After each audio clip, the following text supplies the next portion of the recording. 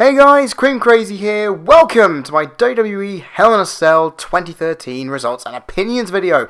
Now, I will apologise, this did come out late. I'm not lying about that, you guys know it. I was extremely tired after the Comic-Con on Sunday. I'm amazed I managed to get through the pay-per-view. So when I was here at home on Monday doing some stuff, I chilled the fuck out. And I enjoyed what I could of it after spending most of Sunday and Saturday on my feet. Fact of the matter is, guys, this is it. The pay-per-view review is here nonetheless. Anyway, this pay-per-view came in with the highest amount of press from the wrestling fans. You know, we were expecting this event to be the be-all or end-all, the pay-per-view that will show that WWE are doing the right thing, even with such a stacked big appearances by Shawn Michaels and where the storylines could go from here. People were really wanting something from this pay-per-view, and as it's also Hell in a Cell, they want to see what can happen. Hell in a Cell 2013 for me was a little bit, I would certainly say, underwhelming, but there are some good things to say about it nonetheless. Let's get on with the card then, shall we, first. Curtis Axel vs. Big E Langston didn't happen. Curtis Axel hurt himself in some way or another before the show, and he could not do the match. Big E Langston was rescheduled in a match against Dean Ambrose for the US title. Of course, there is a storyline thing going on between them, which means you can kind of put it in 2 and 2 together with that. Damien Sandow defeated Kofi Kingston in the new pre-show match, which was just thrown together. In fact, I can't even remember what the hell it turned out to be. Nonetheless, the main show. Goldust and Cody Rhodes defeated the Usos and the Shield to retain the WWE Tag Team Championships in a triple threat tag team match. A throat thrust and a crossroads got the win for the champions in what was a ridiculously good match for an opener. In this day and age, I will say, it was good. This is not wrestling related in terms of matches, but it was still important nonetheless. Miz demanded that Bray Wyatt come out and face him, that he was sick of him stalking him. You know what? Harper and Rowan attacked him, but Kane returned, beating up everyone, including The Miz. And it was just kind of cool to see Kane return at Hell in a Cell, where of course in the match type made his debut so many years ago. Fandango and Summer Rae defeated the Great Khali and Natalya in a mixed tag team matchup. Summer Rae got a roll up somehow, and that's pretty much how it was done. It was formulaic, basic stuff at its finest. Big E Langston then defeated Dean Ambrose by countout, meaning Ambrose retains the title. A spear through the ropes by Big E led to that countout, as Ambrose did not want anything more of Big E Langston. Then again, who would want anything to do with that guy in the ring? He could take your damn head off. CM Punk then defeated Ryback in a Hell in a Cell match. Yes, you heard me right. It was just Ryback, and people who watch this pay-per-view know how annoyed we were to see Paul Heyman on the cell for the entire match. Didn't get what we wanted. It was a GTS after an elbow through the table, which, P.S. Ryback no-sold. Just saying. Los Matadores defeated the Real Americans in a match. Flatliner combo got them the win there. Alberto Del Rio, well, he was going in against John Cena. What more do you expect? John Cena defeated Del Rio to win the World Heavyweight Championship, countering the cross-arm breaker attempt into an attitude adjustment for the victory. Then AJ Lee defeated Brie Bella to retain the Divas Championship with the Black Widow. Nothing special there whatsoever. Then Randy Orton defeated Daniel Bryan in Hell in a Cell with Shawn Michaels as a special guest referee to win the vacant WWE Championship. Shawn Michaels super kicking Daniel Bryan, allowing Orton to cover, and that was it, folks. Completely ending the pay-per-view in stunned silence. The crowd did their job for that one. And cue the haters. Cue the IWC venting. Well, they were venting. Some of it was justified, some not. Now, guys, if you've not seen my reviews before, let me tell you something. I do this every time. I have every match weighed up against the factors of psychology, move variety, crowd reaction, match length and pacing, and my own personal enjoyment.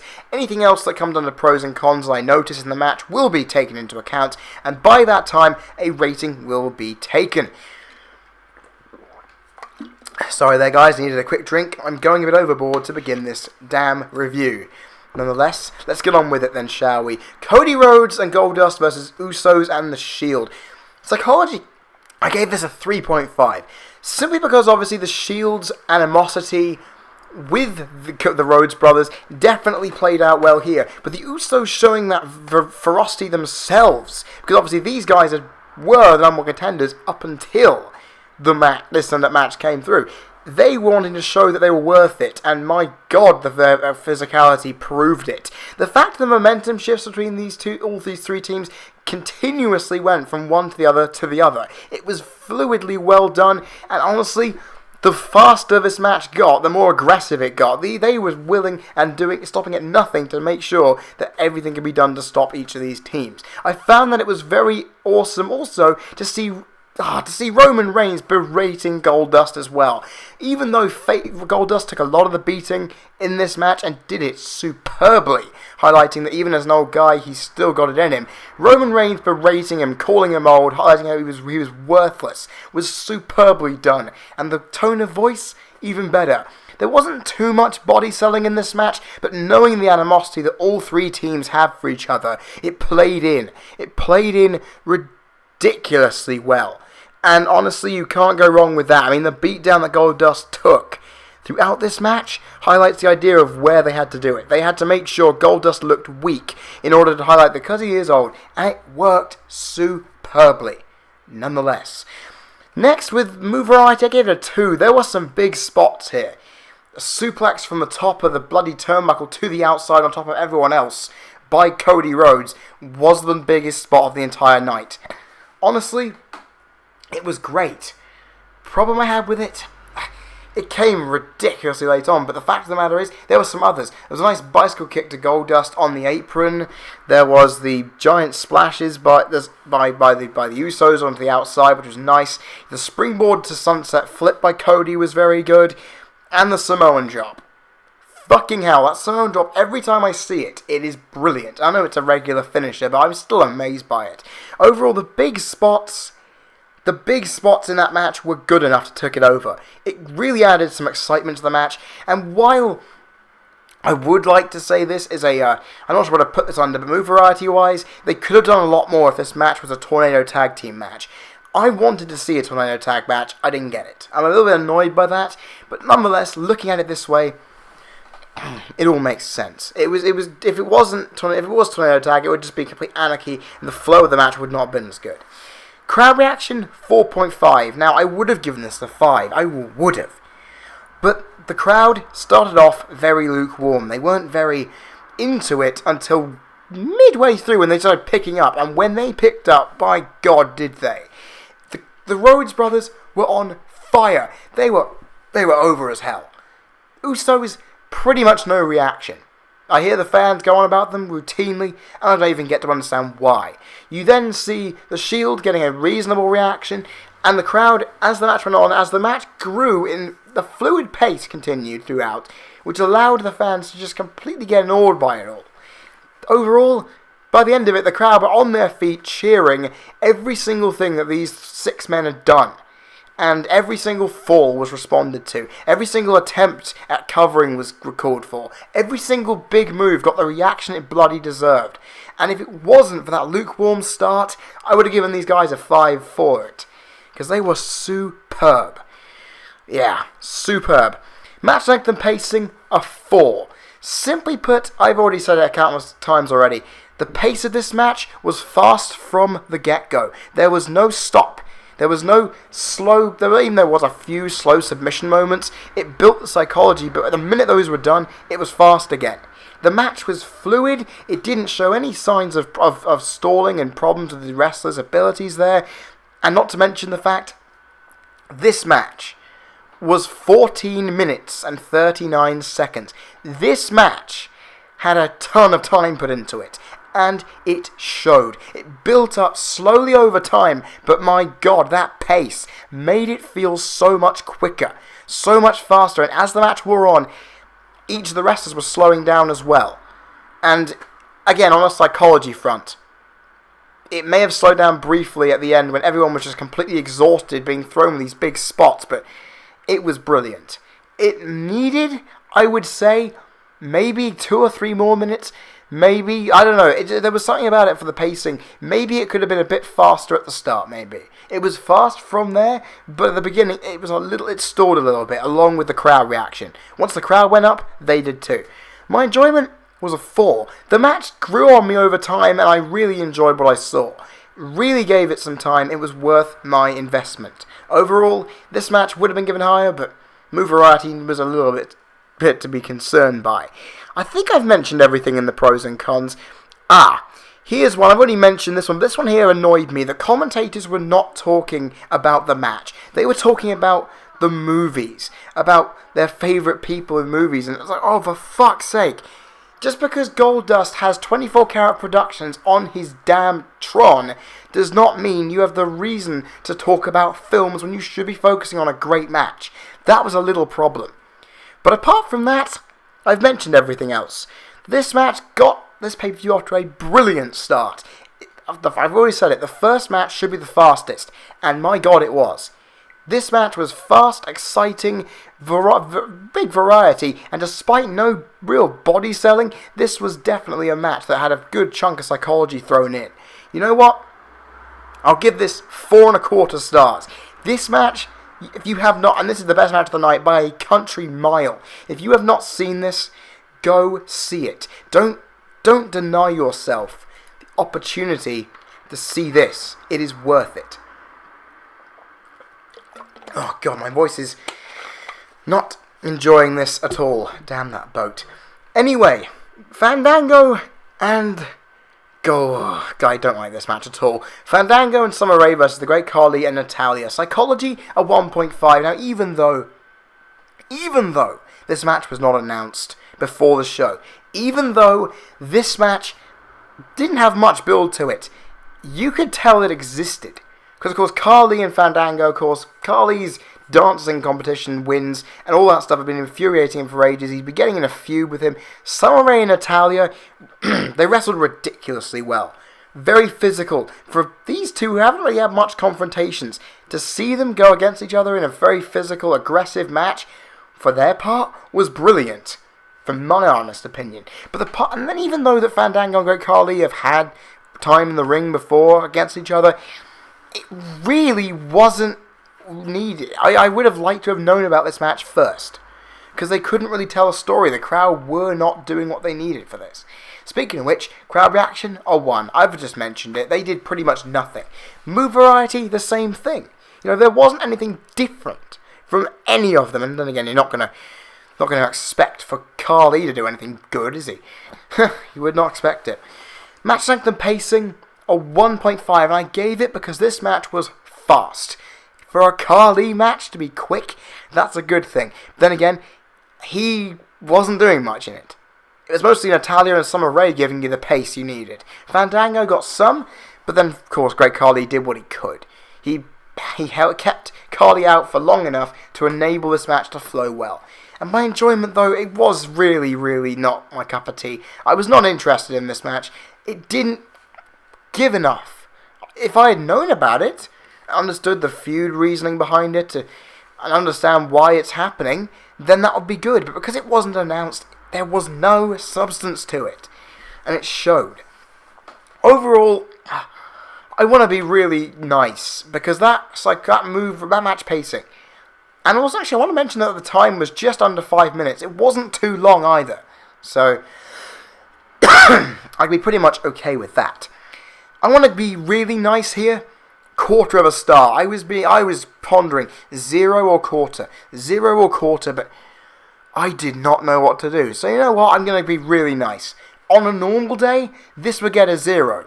But I mean, so kind. That pacing was so nice. And the aggression shown, and the good wrestling ability shown by Summer Rae, who is debuting in her in-ring on the main roster, mind you, was great. I really have to give it a 1/4 star for that. You know, apart from the physicality of the women's wrestling, which was great, and the match pacing and time, there was not much else. And that's the problem. If there's something else there, I could have really gotten behind it, but nah, there wasn't. 1/4 star there, folks. Again, I am being the most generous I ever could be.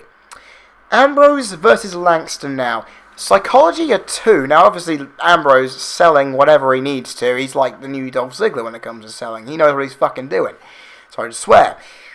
Also, because Biggie Langston has been in a feud with the Shield for a little while, helping CM Punk, he wants to show his physicality by whooping the crap out of Dean Ambrose. And it showed. The physicality shown by Langston throughout was one of determination, was one of incredible desire to see Ambrose suffer.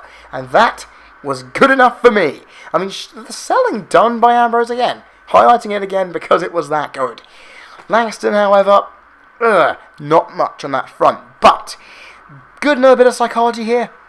Both of these two were bloody after this match. You've seen on WWE.com, hopefully, that Ambrose had stitches under his chin after that match. And you know that Biggie Langston was cut underneath his eye on the top of his cheek.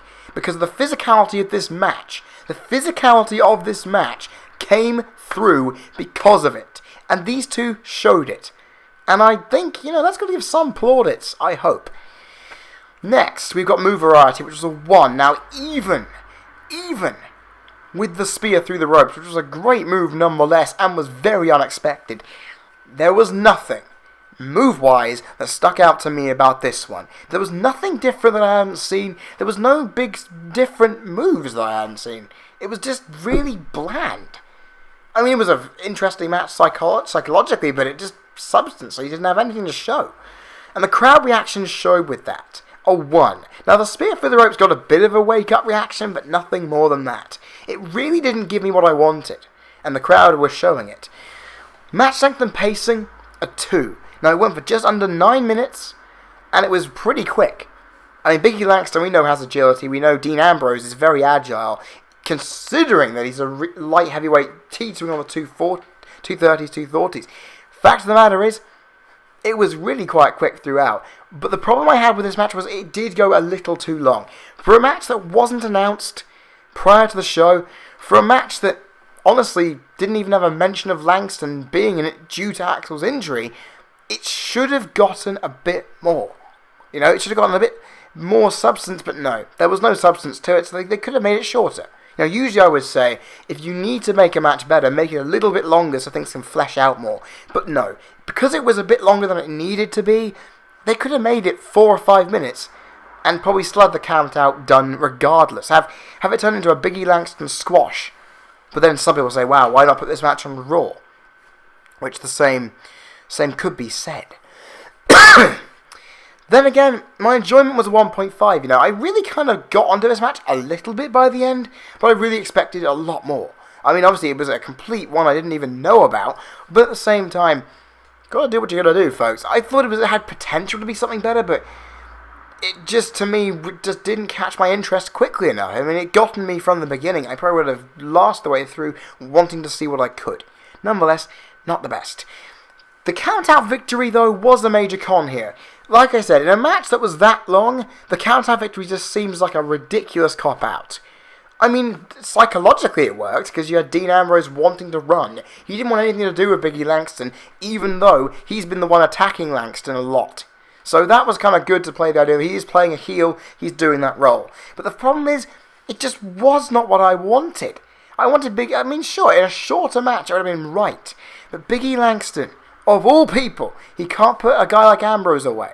But he can try and put a guy like Ryback away reasonably well. I mean, come on, folks. The fact of the matter is, this match did not need, at this length, a count-out finish. Give it 5 minutes? Yeah. Count-out finish is inevitable, but not nearly 9, okay? It went too long, and the count-out victory was not needed. I was going to originally give the rating of this match half a star, but because of that match length and pacing, and the psychology being a 2 each, I'm going to give this 3/4 of a star. It could have been so much more, but again, unannounced. Curtis Axel didn't even come in to screw Big E either. They could have at least done something like that, maybe Heyman distracting Langston or something. And then him staying out there for the sell. That could have flowed better, but they didn't do it. So, 3/4 of a star. I'm being so generous, but yeah, I'm doing what I gotta do. Next, Punk versus Ryback. Even Heyman's on the picture, but he did not do anything. Psychologically, though, I will give it a 2.5. Heyman on the sell, originally, when I watched this, thought to myself, okay, Paul Heyman's on the cell. I'm thinking at some point Ryback is going to have to run into the door, break the lock, and then Heyman is at the mercy of CM Punk at the top of the cell. I was hoping for that, but we didn't get it. Nonetheless, Heyman berating Punk from below was a nice touch. Also, seeing the ferocity of Ryback, even though he's working for Heyman, he has legitimate hatred for Punk. We've seen it, we know about it. Seeing Punk doing what he does, he obviously has a real vendetta. His aggression in this match was brilliant. And honestly, I just find that overall, that physicality made this. Because obviously this is it's not just Hell in a Cell, it is predominantly the doing of why these two are fighting. Heyman is obviously there, he should technically have been there. If this match featured a lot more of Heyman, this would have been gone even higher. Not to mention the fact that, let me think about this for a second. The other reason this didn't do well, actually I'm going to make it a 2, because there was no body selling at all. I mean, sure, okay, Punk went after the leg a few times and Ryback sold it to try and wear this big man down. I give them their plaudits for that. But for the love of God, there was not much else, because Ryback also no-sold the elbow drop from the table instantaneously to get the bloody GTS up. You know? And I'm thinking to myself, for the love of God, do not do that again. Please. Because it was ridiculous. This guy had just been elbow dropped through a table and he gets up straight away. I mean, for me, personally looking at this, I just thought of it just treads the line of unbelievability in a negative way. Just saying, folks. I'll give it a 2 psychology-wise, actually, because it didn't have as much as I wanted it to have. And the crowd reaction helped exponentially. They were bored. 1.5 was for me, because okay, they peaked towards the end knowing Punk was getting the victory and then attacking Heyman, but if Heyman was in that match, the crowd would be better, the psychology would have been better, the overall feel of this match wouldn't have been sucked out, because we wanted to see Heyman get his ass kicked inside the cell, or better yet, having him thrown off the damn thing that we all expected him to. But this is the thing. It didn't happen. The crowd peaked towards the end, but nothing more than that. I want to see Punk beating Heyman. We all did. But because it didn't happen, it was a ridiculous shambles. I mean, come on, the crowd noticed. They got what they wanted for the end of it, but during the match, they were pretty much silent when Ryback had offense. And while the momentum shift fluided around, it just didn't really help. Ryback had too much in that from the get-go. I'll say that for sure. Match length and pacing, a 2. Now this was quite fast. Ryback keeping the pace was worth its price in admission. However, the timing. 13 minutes. Now I know Ryback is easy to wear down once his legs get tired, once his back is worked on. He will not have as much upper body strength. He will not be able to work and get Punk out there quickly. Fact of the matter is though, again, if the match went on, say 5 minutes longer, cut out one of the matches that happened earlier on before this, put this match on for maybe 20-25 minutes, put Heyman in the cell one way or another, make the match go that way, it would have been better. Because 13 minutes to see effectively what we saw last year played out right doesn't really give itself justice. You know, I want more from a match like this. You know, the length of the match, while the pace was good, it didn't really feel up to scratch. It didn't really give me the idea that this match, built in with the aggression of the psychology, was going to be as aggressive as it should have been. This fell flat because the pacing, while decent, didn't hold itself up for the entire match. It began and ended quickly, but the middle point, really was not liking the slowdown there. The match fell flat again due to it, but I've got to give it its plaudits. It was well balanced in the overall scheme of things. If only the slowdown was towards the end, then I could have believed it a bit more than I have done. My enjoyment was a 1.5, because I was looking forward to this.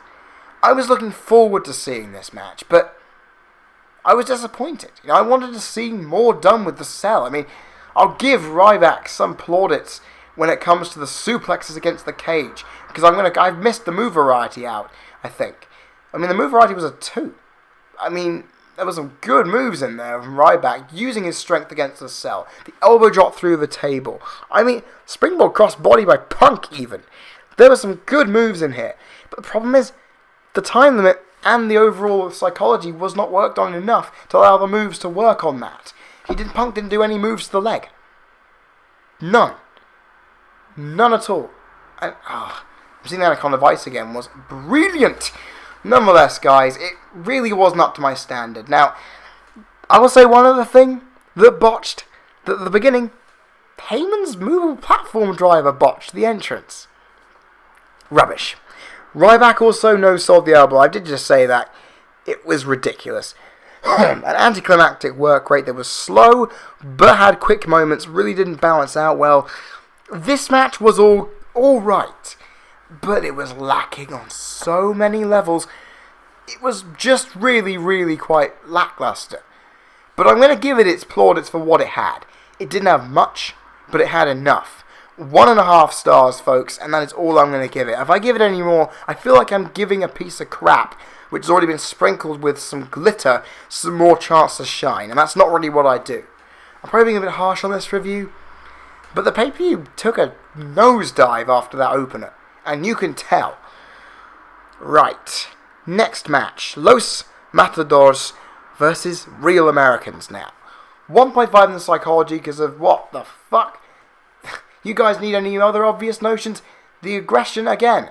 Aggression is brilliant. Shown by Cesaro and Swagger towards these two. And, of course, the Bull going after Coulter a few times. And helping in the ending. Fact of the matter is, it all played itself through. You know, this match had a little bit of sprinkling of it, but no body selling again. Another pay-per-view where there's not much body selling. And I mean, overall, it didn't really give us too much. Move variety was a 1.5, and I can tell you, I don't know why I gave this a 1.5, because I wasn't... In fact, I haven't got anything noted down here. I was a bit bored by this match, in all fairness. So I couldn't notice anything out of the ordinary, apart from what I've already seen from Los Matadores. I mean, what can I say? I'm going to give this a 1, actually. I don't remember anything interesting happening. Crowd, same. Match like the pacing, though. 1.5. Mostly because it was under 6 minutes, a good length, and it was fast from the get-go. Again, you need a fast match to make things work. My enjoyment, though, was a 1. I tried to get behind this match, but the fact that Los Matadors won the match, despite the fact that they really didn't need it, and the fact that at the moment, after watching Raw, that Swagger and Cesaro are going after the tag champs, come on. They needed the win more. I said it in my predictions. They needed the win more, but they never got it.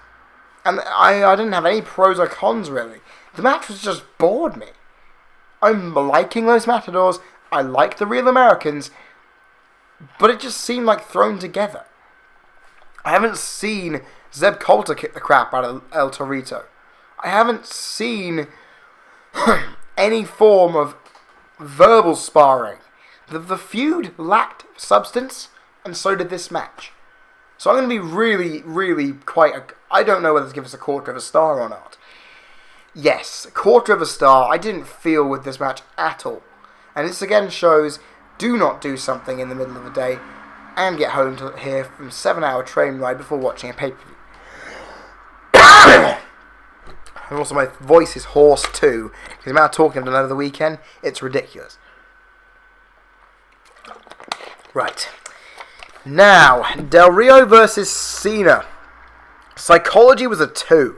Because honestly, Del Rio worked the arm right away. That's good enough for me. Cena got mentioned by JBL that he should have had some more matches before coming back in. Great selling of the story by the commentators, something that they had not done throughout the majority of the evening. Fact of the matter is, though, there is something which completely goes against it. Cena did little selling early on. Okay, sure, he sold a bit later in the middle part of the match, but at the end, every single time he was doing something with that arm that just did not use anything. The Protoplex? Come on, he should have sold it in some form. He never fucking did. Sorry to swear again. I mean, look at the match with Sandow on Raw last night. There was more selling in that and more working on it than this match did have. And that was annoying, because Cena, he had just returned. He should have been really in pain, on the floor, almost crying his eyes out because he's in so much pain. You know? And honestly, this irritated me because Cena shouldn't have gotten a lot. He didn't get much offense either. And that, again, I mean, on one psychological positive, Cena used a bulldog with his good arm. He didn't use the bad arm. Gotta be impressed with that he knew not to do it. Honestly. 2 is very lenient, but at the same time, it gave me what it could. Move variety was a 1.5. Again, I can't remember. I was so tired on Sunday. Again, I don't know why I gave this a 1.5. Del Rio hitting an enziguri on the top rope. Sweet though, wasn't it? And working that arm, trying to find some unique ways of an arm backstabber was pretty cool as well, but very little was move variety from this one. Crowd reaction, a 2. Now, I gave this one because obviously the crowd were on their feet because it was Cena back again, the kids were going nuts. The crowd were reasonably quite pumped, actually, but it was not as pumped as you were thinking. It's actually quite mediocre. It was quite a middle of the road, wasn't really high and wasn't really low either. It was middle.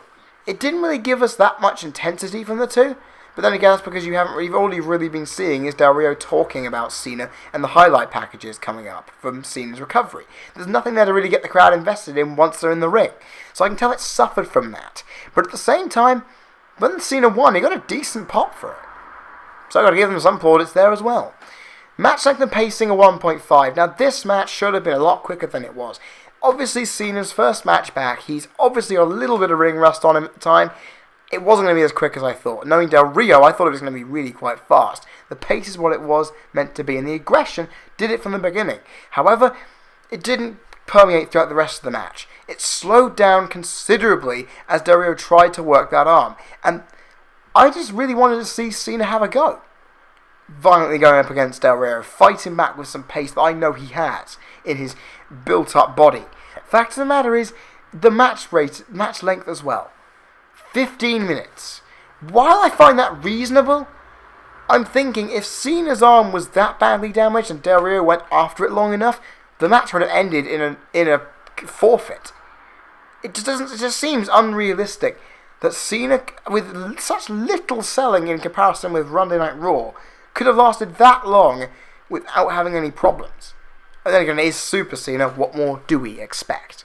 Nonetheless, a 1.5 is, I just thought there needed to be more. The timing was way too long, the pace was just too poor throughout. Can't say much more, my head is hurting trying to remember stuff from this review. I apologise, it's not going to be my best review in the world, but screw it.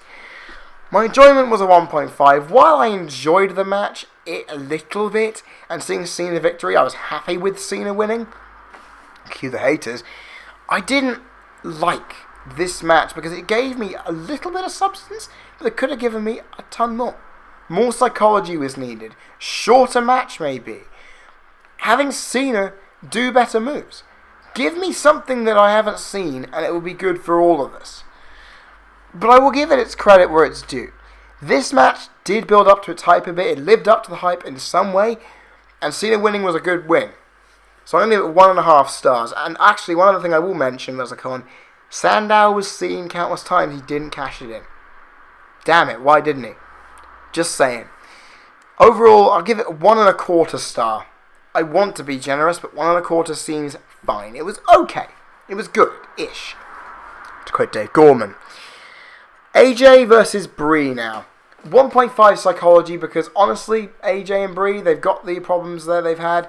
It was physical again. And Tamina's input, while small, was enough. Enough to say. Plus because Nikki Bella got whacked in her face on the floor, really added the fact that the helplessness that Brie was in. Which was good.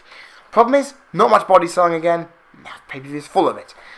Move variety 1, crowd reaction a 1. Same thing as always. Crowd didn't give a shit. Nothing different. Ugh. My enjoyment was a... I'm running with my enjoyment. Match like the pacing was a 1.5 because the match was quite well done. Pacing-wise, it was alright, but I will say there was a problem here. Brie Bella, she was usually quite fast in the last couple of matches these two have had. She wasn't this time. Made it quite slower, made it just really quite poor. Not a fan of that in the slightest. Nonetheless, though, AJ's pace kept the match fresh, kept it nice and fluid, and did her best to keep it going. And at just over 5.5 minutes, it didn't go on too long, because we all expected AJ to win, and she did. So we didn't need to worry about that one bit, and we're all pretty pleased about it as well.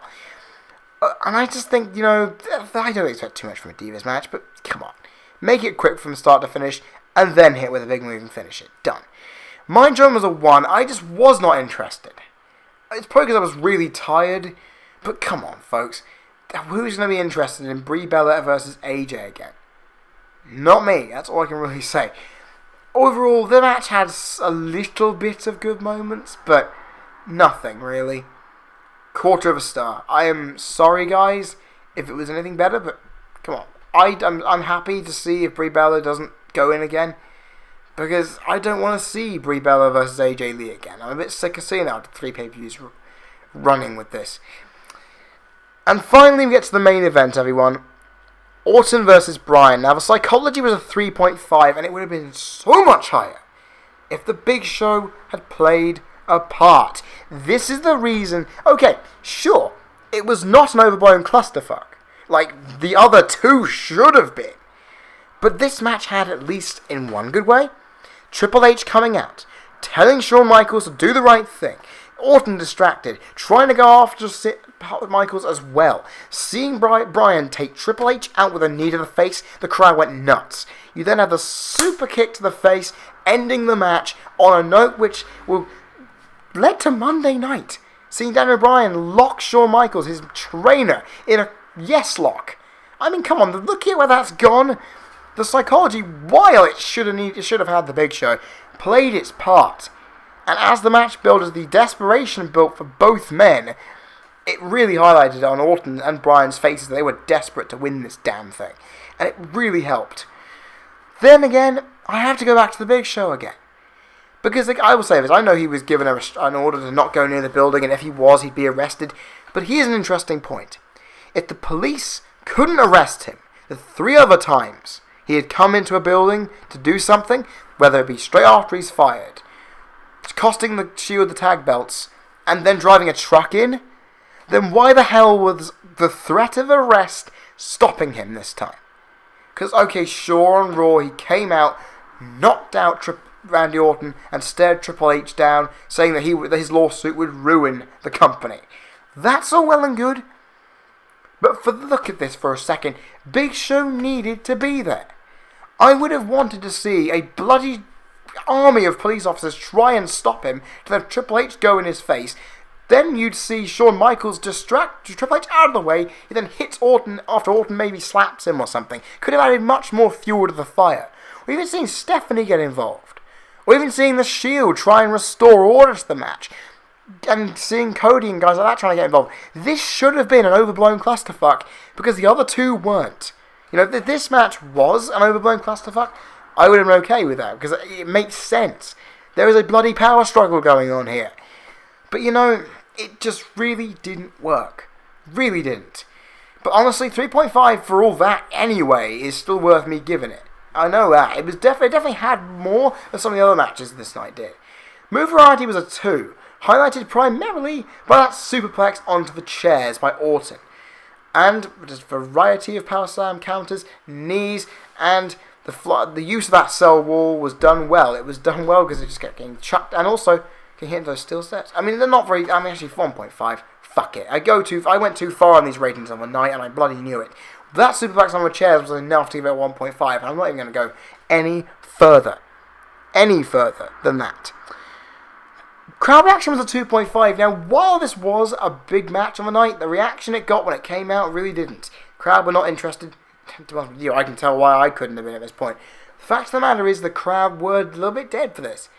When Triple H came out, they did call him an asshole, which I will give them praise for. That was brilliant.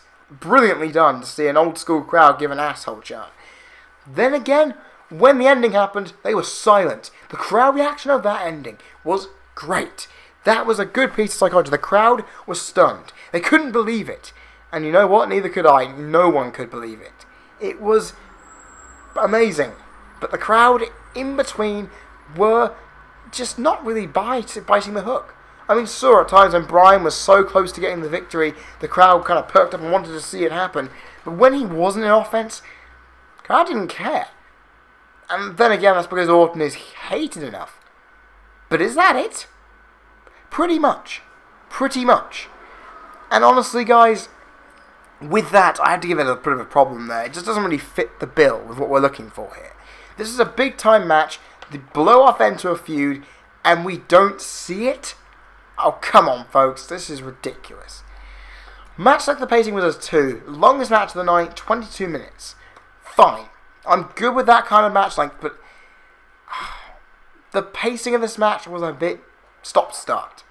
It fast-flowed at the beginning, fast-flowed in the middle sector. But as it wore on, I'm happy to say the match pace did slow down. I'm happy for it.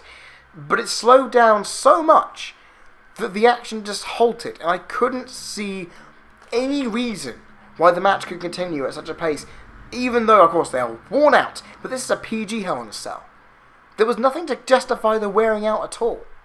And honestly, even though the momentum shifts between both men fluided back and forth so well, I felt that the match got longer. It seemed like Orton and Bryan just lost a desire to do anything.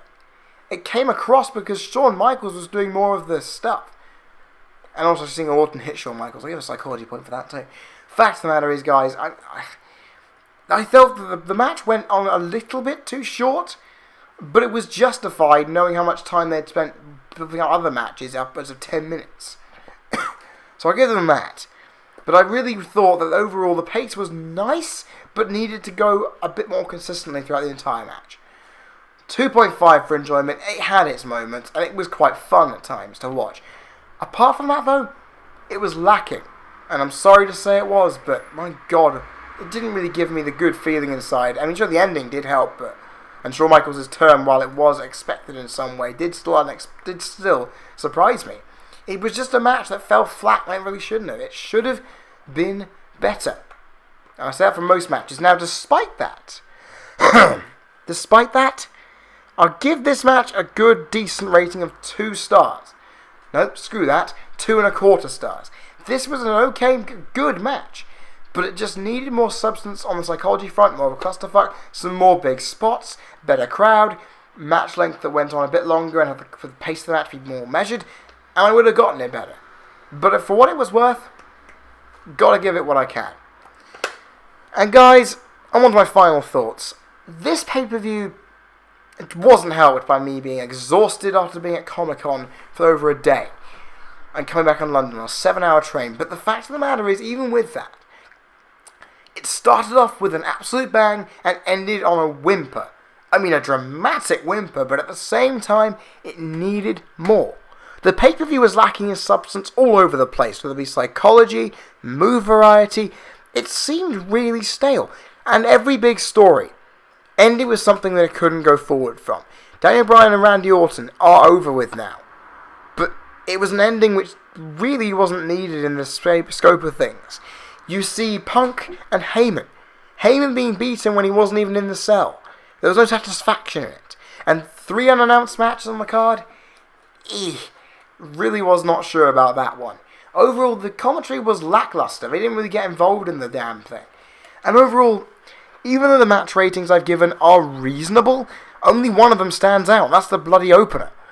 This match, the main event, had its moments and gave us some good psychology up the arse, but it didn't fulfill the potential we expected. Heyman Ryback was way below potential. And overall, the rest of the matches just didn't fit. I mean, Cena winning was good, but again, the match just lacked. And it highlights again the weakness of putting 2 pay-per-views within 3 weeks of each other. It can't be done. And I'm hoping, guys, I like the Hell in a Cell match. You know it. But if they were to stop this pay-per-view and have 12 a year, I should say, sorry, 1 a month, I would be fine. Because you give enough time. 4 weeks of build is a long time. Give it that. I mean, Extreme Rules has a month extra build, whilst WrestleMania has 2. I mean, come on. Hell in a Cell is not needed in the calendar, and it shows. It was a lackluster crowd for most of the night. the matches were lackluster too. But, given the ratings I have given, this match wasn't all bad. This pay-per-view wasn't all bad. It had moments, but okay, a 4.25 star match, a 2-star, 2.25 star, a 1.25 maybe I'd say, 1.25 star, and then the rest of it just fell flat on its arse. I mean, look at it. I would be nice to give this pay-per-view a good rating. That 4-star rating gives this a 3. Reasoning being is that the rest of this card just did not live up. WrestleMania had a similar problem. It had a couple of good matches that really stood out and made itself, but they didn't have any standout ones that we're going to remember for years. There was none of those. And honestly, guys, that disappoints me. I'll give this a 3 out of 10. Maybe I wasn't in the right mindset for a pay-per-view after the Comic-Con. I was exhausted. And honestly, maybe this pay-per-view had not existed, it would have been better on the calendar. You know, it would have been better on me. It would have been better on everything else. The stories weren't built enough. The matches fell flat. And if it wasn't for that opener, this would be getting far, far lower. It would be getting near 2s, which I've never been. I've only been there once in my reviews, if I ever find that mistaken. Fact of the matter is, guys, it was a 3 out of 10. I was not impressed by this pay-per-view minus 1 or 2 moments and 1 match. I need more to remember a pay-per-view from. This is not it. Hell in a Cell, you disappointed me, and I was hoping for better things. Guys, I'm going to end it there. I hope you've enjoyed this, and I need to get a drink. Nonetheless, guys, what did you think of Hell in a Cell? Put your viewpoints in the comment section below and put a video response out if you please. If you want to check out any social medias, please do so by going on all of my links in the description box below as well. Also, as you guys know, I've got a blog coming out today before midnight. So if you want to see a blog, all you got to do is say so. Also, one other thing, CCVGP announcement coming at the end of the week. Some big news coming related to content. So you need to subscribe to that channel to get your stuff going. Also, I've got an announcement coming Thursday about new videos for this channel.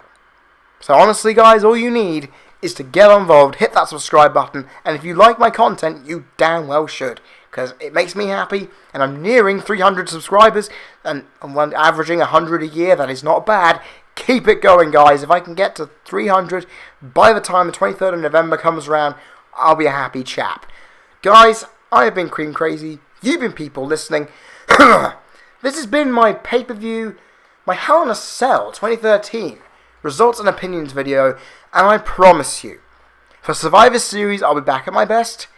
I'll be back at my best reviewing these in the only way I know how. See you guys next time. Cheers, and have a fantastic rest of the week, and I hope to God we get a better pay-per-view offering than this. Cheers.